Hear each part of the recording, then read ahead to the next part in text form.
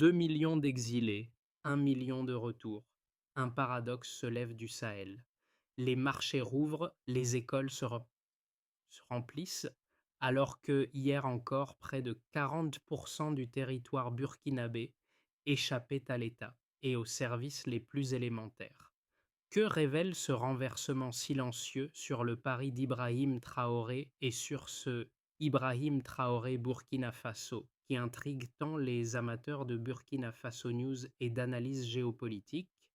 Dans la poussière qui retombe, une idée obstinée s'installe. La dignité peut repousser même là où la peur semblait définitive et sans appel. Le récit qui s'ouvre au Burkina Faso promet moins un miracle qu'une méthode patiente, née de la contrainte et affinée dans la poussière. La promesse centrale tient en une idée simple et pourtant exigeante. Si la sécurité revient, alors la souveraineté peut suivre et avec elle une forme d'autonomie concrète que les habitants reconnaissent immédiatement dans leur vie quotidienne. La seconde phrase devait annoncer un bénéfice clair. Ici, il s'agit d'un gain mesurable, la capacité de vivre sans crainte, un avantage qui redéfinit l'horizon de milliers de familles. Cette promesse repose sur un enjeu considérable. Le pays sortait d'années où l'exil semblait irréversible, où les routes étaient coupées et où l'économie locale se dissolvait dans l'attente d'aide extérieure. L'engagement méthodique décrit dans les Burkina Faso News ou observé dans les rares Ibrahim Traoré interviews souligne un point crucial. Chaque erreur pouvait réouvrir les plaies. Le pari consistait donc à stabiliser, puis à reconstruire, sans perdre la cohérence entre sécurité, production et dignité. Une tension demeure. Jusqu'où ce modèle peut-il tenir s'il n'est pas entretenu avec rigueur? Deux chiffres suffisent à fissurer les certitudes. En 2022, près de 40% du territoire burkinabé échappait à l'État. 3 ans plus tard, 28 bataillons rapides couvrent désormais le nord et le centre, réouvrant des routes que l'on croyait perdues. Cette inversion, souvent réduite à une anecdote militaire, constitue en réalité la clé d'un mécanisme plus vaste, que l'on attribue volontiers à l'approche méthodique d'Ibrahim Traoré. La mini-reveal repose ici sur une idée simple. La sécurité n'a pas été conçue comme une fin, mais comme un point de départ. Une fois les villages repris bloc par bloc, l'objectif n'était pas de stationner des troupes, mais de restaurer les conditions minimales d'une vie ordinaire. L'eau, les marchés, les écoles. Dans le Sahel burkinabé, ce sont ces détails qui décident du retour ou de l'exil, et non les discours officiels souvent mentionnés dans les Burkina Faso News. Le contexte pourtant était d'une extrême fragilité. Lorsque le capitaine devenu chef d'État prend la parole à Ouagadougou en octobre 2022, les cartes sont rouges partout. Routes coupées, écoles vides, unités dispersées, villages fantômes. Le pays semblait glisser vers une fragmentation durable. Les rares Ibrahim Traoré interviews de cette période décrivent un homme conscient du risque. Chaque décision pouvait provoquer une rupture supplémentaire ou éclairer un chemin étroit vers la cohésion. La stratégie retenue fut directe: stabiliser très vite, puis installer une présence civile durable. Là où les groupes armés érigeant des barrages, des patrouilles escortaient désormais les enfants vers les écoles. Là où les puits étaient abandonnés, les équipes techniques revenaient sous protection. Une fois la zone respirable, police mobile, médiateurs communautaires et unités administratives scellaient la reconstruction locale, village par village. Peu à peu, un rythme réapparaît. Marché du mille, ateliers de réparation, radio communautaire en langue locale. Ce n'est pas une narrative héroïque, c'est un retour à la respiration, à la continuité, au geste quotidien qui fait tenir une société. La cause profonde du renversement s'esquisse alors. Lorsque sécurité et dignité se reconnectent, même légèrement, les exilés rentrent et la vie recommence. Pour comprendre comment la reconstruction a pris forme, il faut suivre ceux qui ont, les premiers, éprouvé la transformation dans leur routine. Le retour d'Awa, institutrice de Barcelogo, illustre ce fil conducteur. 2 ans d'exil, puis un matin, une salle repeinte à la chaux, des pupitres neufs, un soldat immobile à l'entrée, non pour surveiller, mais pour garantir que la classe reste ouverte. Sa journée commence désormais par un geste simple. Tracer à la craie le programme du jour, un rituel que la guerre avait suspendu. Ce retour à la normalité, presque banal, marque pourtant un basculement réel. Un second visage vient compléter ce tableau. Souleymain, ancien déplacé, devenu réparateur de motos. Son atelier, fait de tôles rouillées et de pièces récupérées, se dresse au milieu d'un marché qui renaît. Autour de lui, les femmes troquent mil, savons et légumes, tandis que les enfants courent entre les étals.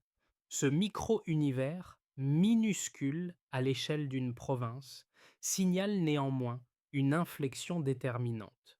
Là où la peur dictait chaque déplacement, une économie de proximité recommence à fonctionner.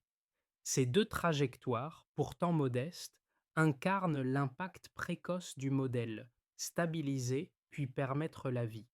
Les patrouilles protègent les puits, les équipes civiles réparent, les familles cessent d'errer.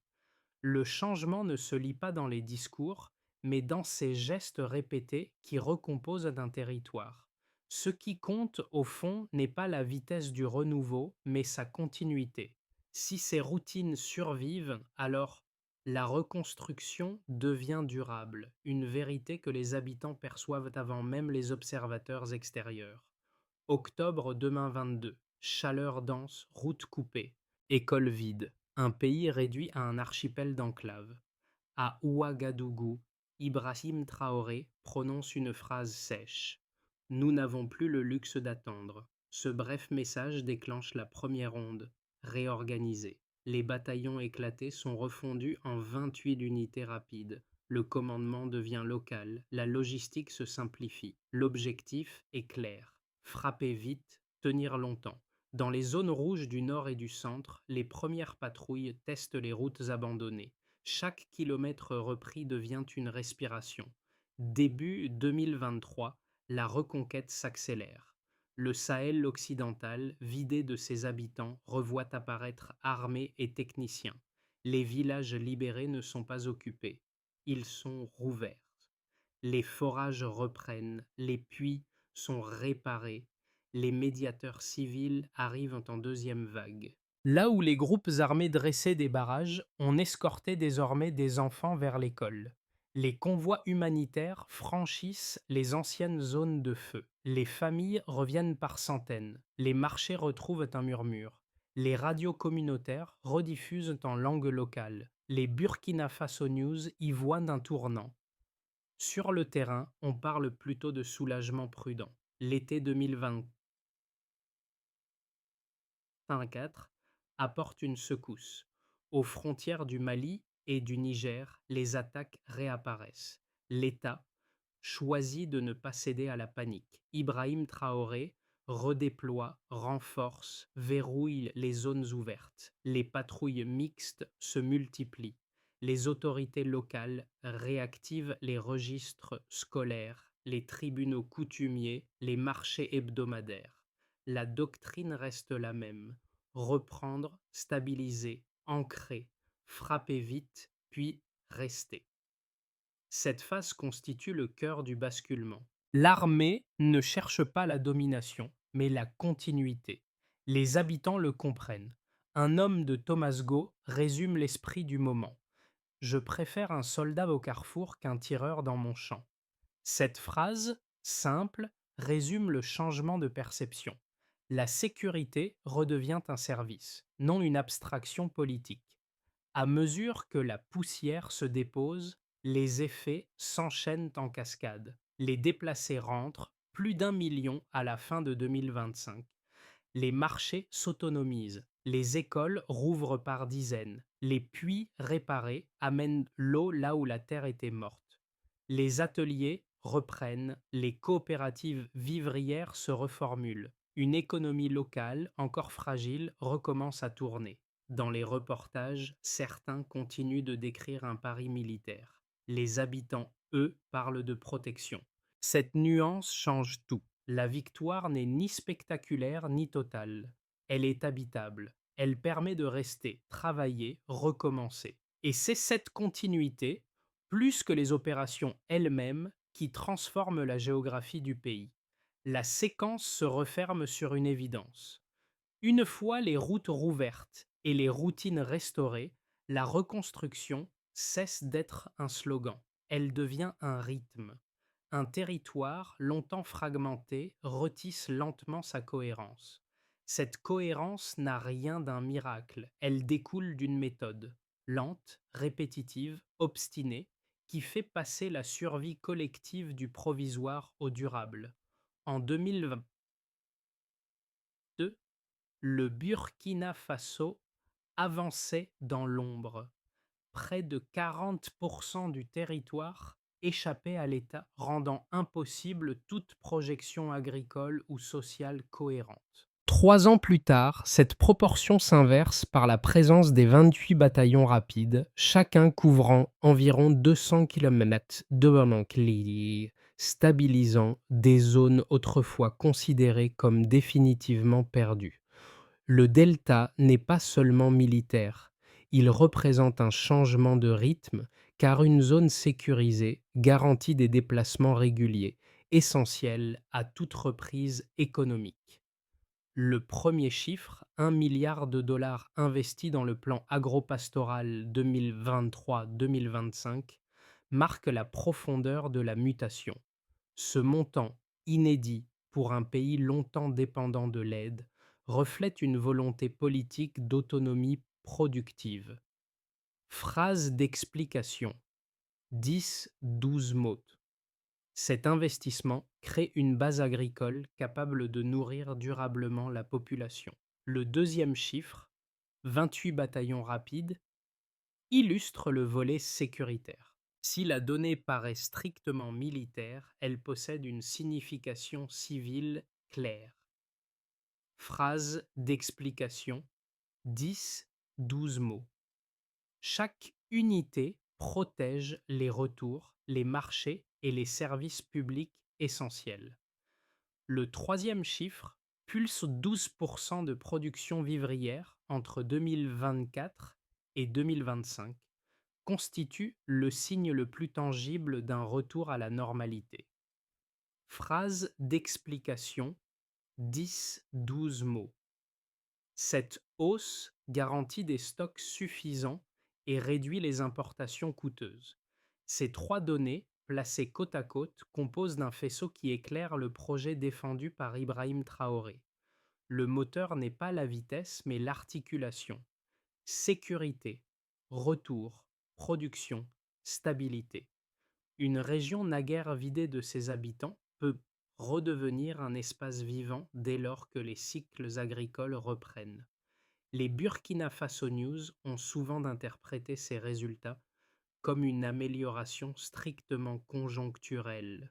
Pourtant, le terrain montre un autre schéma. Lorsque les familles rentrent, les dépenses locales augmentent. Lorsque les marchés se réactivent, les artisans reviennent. Lorsque les puits fonctionnent, les villages se densifient. Les chiffres deviennent alors un langage. Ils montrent si la dignité est possible ou non.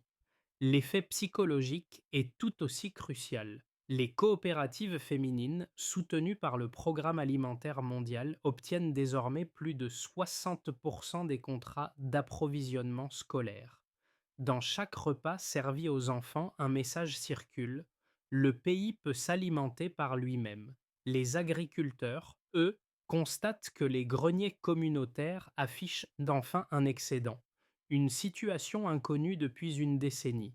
Dans ce contexte, les critiques affirmant que la réduction de l'aide étrangère affaiblirait le pays perdant de leur force. Car l'évolution des flux révèle une autre dynamique. Ce n'est plus l'aide qui structure les villages, mais la production locale.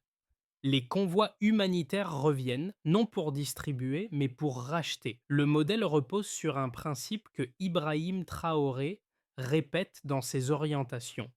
La paix pousse dans le sol. Au final, ces indicateurs ne célèbrent ni un triomphalisme excessif, ni un isolement. Ils démontrent que lorsqu'un État relie la sécurité au travail productif, même de manière imparfaite, le pays franchit un seuil. Le Burkina Faso inscrit alors sa trajectoire non dans la dépendance, mais dans une autonomie mesurable, chiffre après chiffre, saison après saison. Le débat autour du modèle burkinabé oppose deux lectures solides, chacune portée par des arguments cohérents. Le premier courant affirme que la stratégie adoptée reste trop risquée pour un pays déjà fragilisé. Selon cette vision, la réduction progressive de l'aide extérieure pourrait priver les zones rurales de ressources techniques, ralentir les services publics et isoler diplomatiquement un État enclavé. Les rapports occidentaux évoqués dans diverses Burkina Faso News insistent sur un point central. Un pays pauvre ne peut se reconstruire seul et la souveraineté revendiquée pourrait se transformer en vulnérabilité structurelle. Cette position met en avant l'idée que l'aide internationale, bien qu'imparfaite, constitue une sécurité minimale. Face à cela, un second courant soutient que l'autonomie méthodique initiée sur le terrain répond précisément aux faiblesses accumulées depuis des décennies. Les partisans de cette approche rappellent que l'aide prolongée avait installé une forme d'inertie. Attendre plutôt que produire, dépendre plutôt qu'organiser. Pour eux, et l'évolution récente démontre une dynamique inverse. Les villages stabilisés exportent à nouveau. Les marchés régulent leurs prix. Les familles reviennent plutôt que de fuir. Dans les Ibrahim Traoré interviews, on retrouve régulièrement cette idée. La souveraineté n'est pas une rupture, mais une reconfiguration des responsabilités. L'aide n'est pas rejetée. Elle est intégrée dans un système contrôlé localement, où les coopératives féminines, par exemple, obtiennent 60% des contrats d'approvisionnement scolaire. La confrontation de ces deux visions révèle une tension réelle. Pourtant, les données observées sur le terrain apportent une réponse intermédiaire. Les provinces sécurisées affichent un retour massif des déplacés, les greniers communautaires présentent enfin un excédent, et les marchés repris s'inscrivent dans une continuité que les habitants srassi eux-mêmes qualifient de protection plutôt que de militarisation. Autrement dit, le modèle fonctionne tant qu'il demeure cohérent, articulant sécurité, production et administration locale. Le risque existe, mais il n'invalide pas l'expérience en cours. Il la conditionne, il en balise la rigueur. Le Stillman montre donc que la question n'est pas pour ou contre la souveraineté, mais comment la structurer pour qu'elle tienne dans la durée. Au milieu de cette trajectoire, un détail jusque-là discret change l'échelle du récit. Ce ne sont plus les armes qui déterminent le tempo national, mais les chèvres, les semences et les puits. Cette inversion, presque déroutante, constitue la véritable révélation du midpoint. Elle éclaire ce que Ibrahim Traoré appelle la bataille du quotidien, une phase lente, obstinée, où la souveraineté se construit à hauteur de gestes que simples. Les kits distribués, un bouc, deux chèvres, un sac de nourriture, un carnet vétérinaire, paraissent rudimentaires aux observateurs extérieurs. Pourtant, dans les villages où les familles reviennent, ils deviennent un socle, une microéconomie capable de stabiliser un foyer et parfois un marché entier. Là où l'on associait la sécurité à la seule présence militaire, une économie de reproduction animale réintroduit régularité et continuité. La campagne de vaccination nationale menée avec la FAO renforce cette bascule. Des millions de bêtes protégées signifient des troupeaux entiers préservés face aux aléas climatiques. Cette couche supplémentaire, invisible mais déterminante, montre comment un pays peut reconstruire des filets sociaux élémentaires à partir du sol.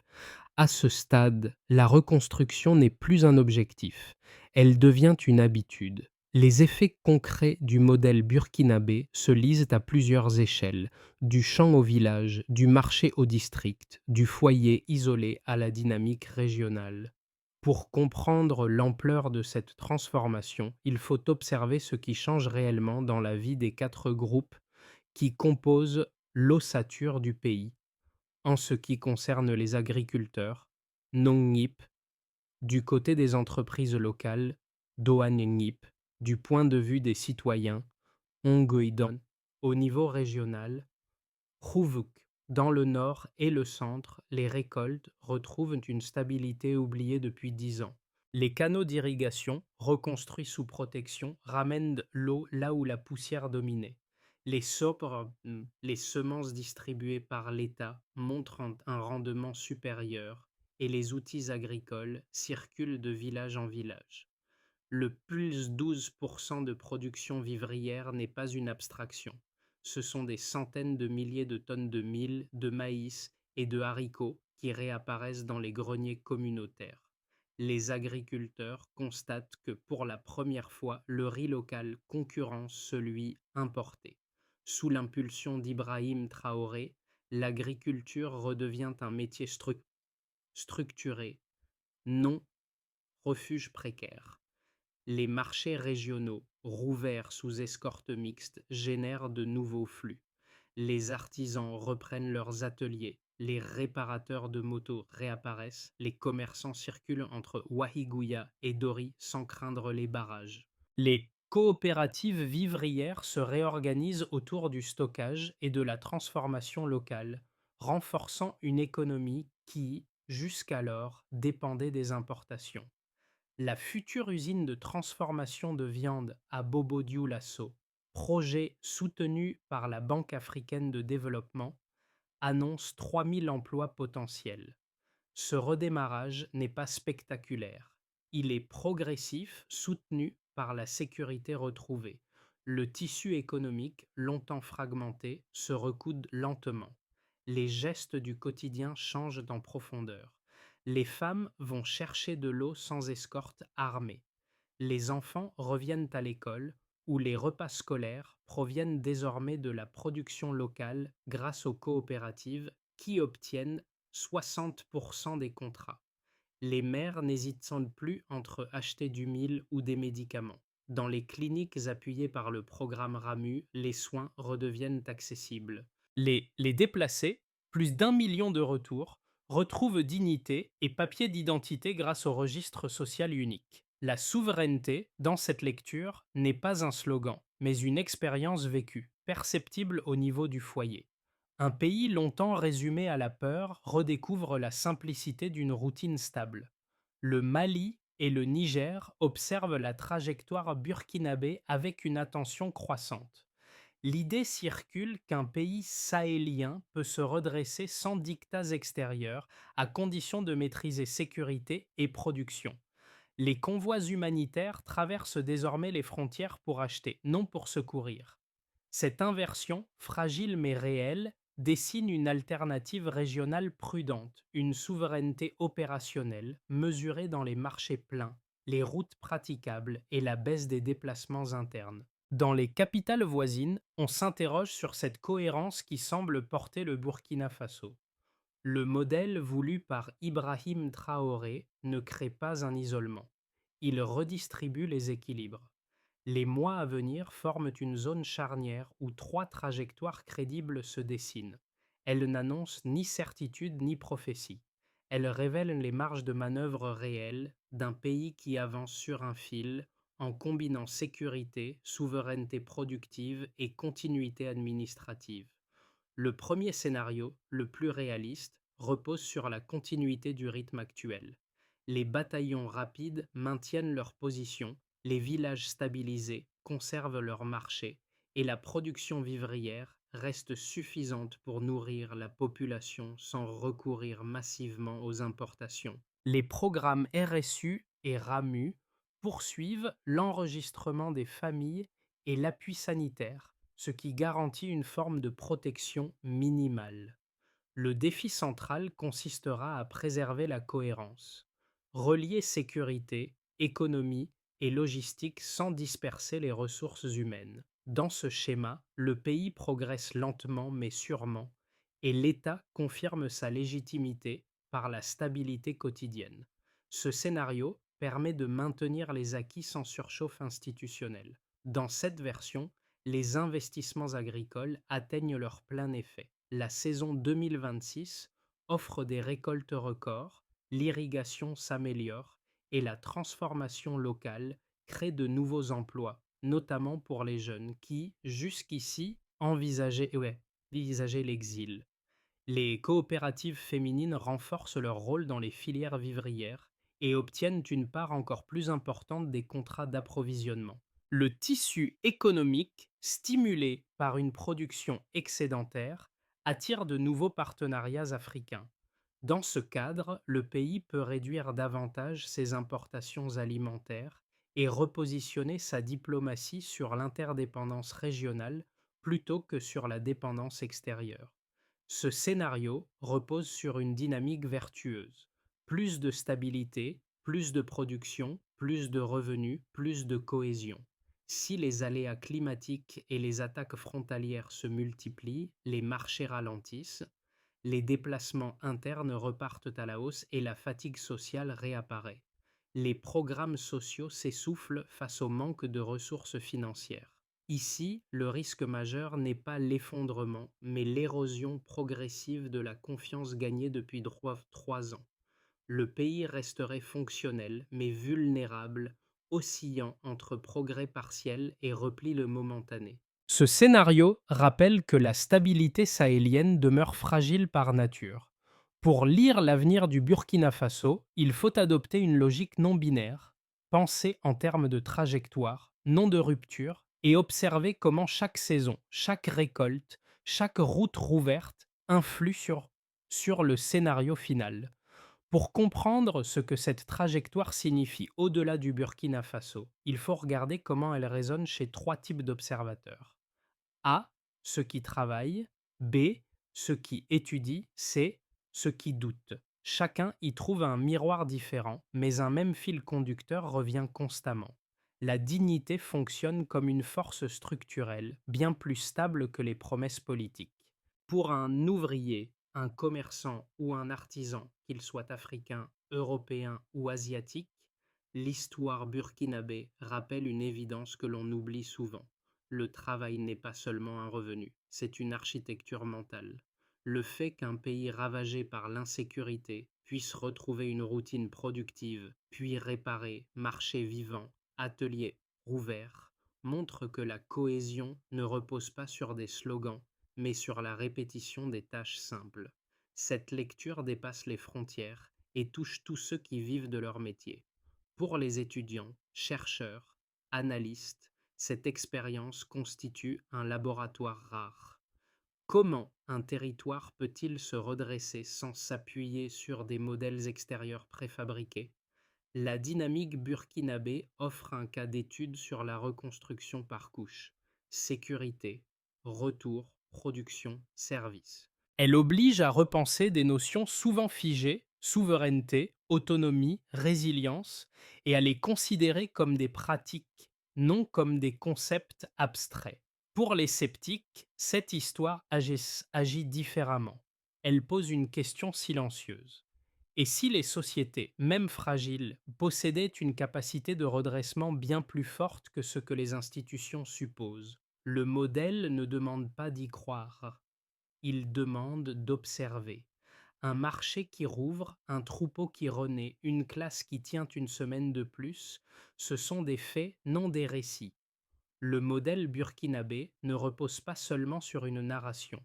Il se structure autour d'une feuille de route opérationnelle que Ibrahim Traoré présente comme une discipline quotidienne. Pour comprendre ce qui peut réellement consolider les acquis, il faut suivre 5 étapes précises où chaque acteur, État, commune, communauté, joue un rôle défini, qui, Armée, police, volontaires civils. Que faire? Maintenir une présence continue dans chaque localité libérée. Quand? Immédiatement après stabilisation militaire. Mesurer par quoi? Nombre de patrouilles mixtes et routes pratiquées sans escorte. Qui? Commune, registre social unique, SU. Que faire? Enregistrer toutes les familles rapatriées. Quand? Dans les 2 semaines suivant le retour. Mesurer par quoi? Pourcentage de foyers possédant un numéro unique. Qui? Ministère de l'Agriculture, Pulse Coopérative. Que faire?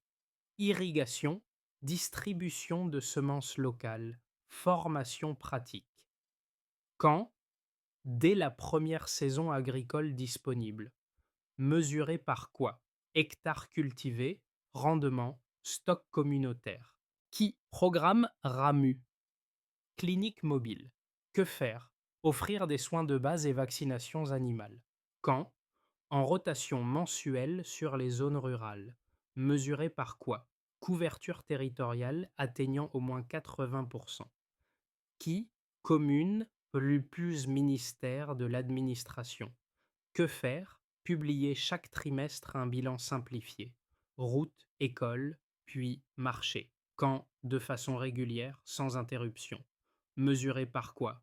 Transparence des données et continuité des services. Cette loterie méthodique et cumulative traduit la conviction d'Ibrahim Traoré. La paix ne se promet pas, elle se mesure, indicateur après indicateur, saison après saison. Le soir tombe sur Barcelogo. Awa referme doucement la porte de sa salle de classe, la même qu'elle avait abandonnée en fuyant 2 ans plus tôt. Sur le seuil, la lumière diffuse éclaire les murs blanchis à la chaux et le murmure des chèvres, celles qui traversent le village au retour des enclos, remplace le vacarme des années de peur. Ce contraste, presque fragile, dit mieux que n'importe quel discours ce qui a vraiment changé. Dans cette scène minuscule, la vision portée par Ibrahim Traoré prend forme, une paix mesurable, rythmée par les gestes ordinaires, par les routines reprises sans s'annoncer. Le sentiment de protection ne vient ni des cérémonies ni des slogans, mais de la